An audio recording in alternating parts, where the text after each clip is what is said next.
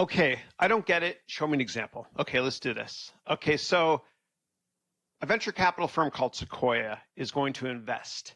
They're going to lead the Series A. Okay.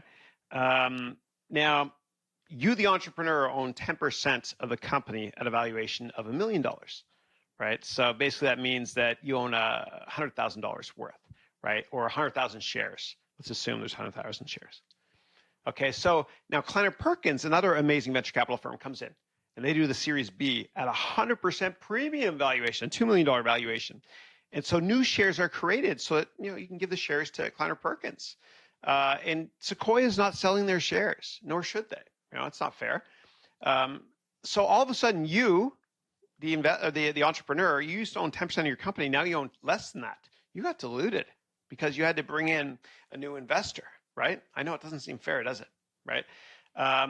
So a lot of shares were created for Kleiner Perkins, right? So anyway, the value of your stake in the company goes up a lot, but you're not 100% richer, right? Even though the valuation of the most recent round was 2 million versus 1 million in the first round. In fact, you own about 7% of the company. Don't worry about the numbers. Don't overthink it. We're going to do a much better example later. Okay, you're not that mad because you're worth more now.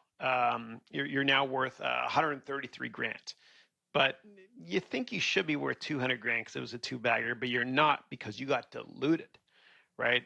And I know it sucks, but it's and you feel like you should still own 10%, but you got to actually sell part of the company, right? And so you're going to get diluted big time between when you found a company and when it goes public.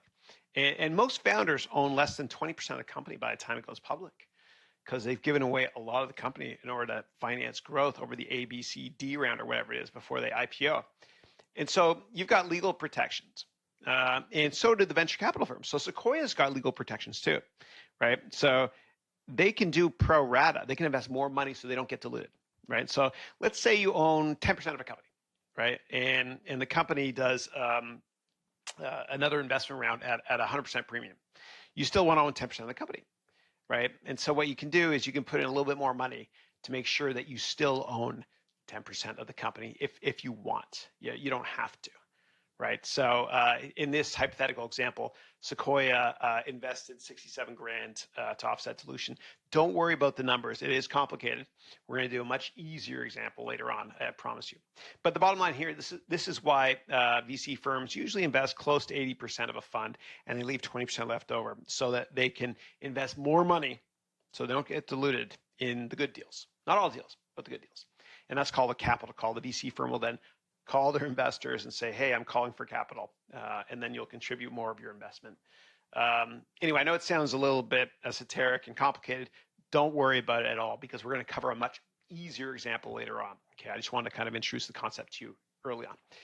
Convertible debt. What is this stuff, convertible debt? I've heard people mention this term, and it bores me to tears.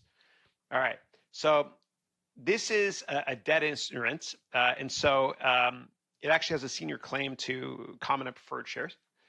And what happens is if the firm that gets the convertible note, right, so the startup, if they can't pay the debt back, right, then what happens is it can convert into stock, right, for your investor. And there's a little tax incentive for that as well. I'm not going to go into too much detail on that. And usually what happens is, say you're a startup and you just did your A round with Sequoia.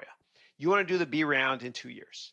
But unfortunately, 6 months before that 2-year mark is up, you're SOL. You're in big trouble because you need money. And so you're not ready to do the B round yet. And so you might be able to call up a bank like Silicon Valley Bank and do a convert or approach a high net worth investor and say, listen, I'm going to do another round in 6 months from now. Why don't you invest with me now? It'll be like a loan. I'll give you 8% interest per year. And then when I do that next round, your loan will convert into ownership in the next round at a 20% discount.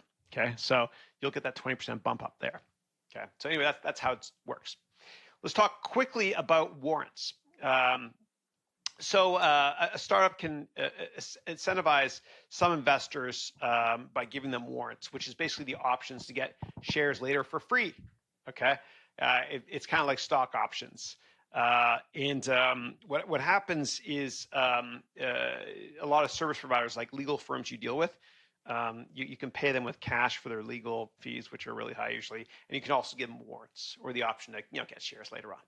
And of course, options, we covered why people grant options. It's basically to keep your employees staying at your firm. Some people call it golden handcuffs, so they can't leave, right? And options are basically an opportunity for employees to not just get cash for salary, but to get stock as well, or the option to buy stocks at a certain very low price in the future.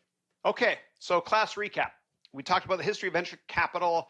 It's very important to understand where innovation lives in the world and what the perfect ecosystem is for it. And we talked about venture capital due diligence. We talked about term sheets very quickly, or just legal stuff. We talked about security structures. We talked about the importance of getting lawyers and really understand the security you're getting involved with.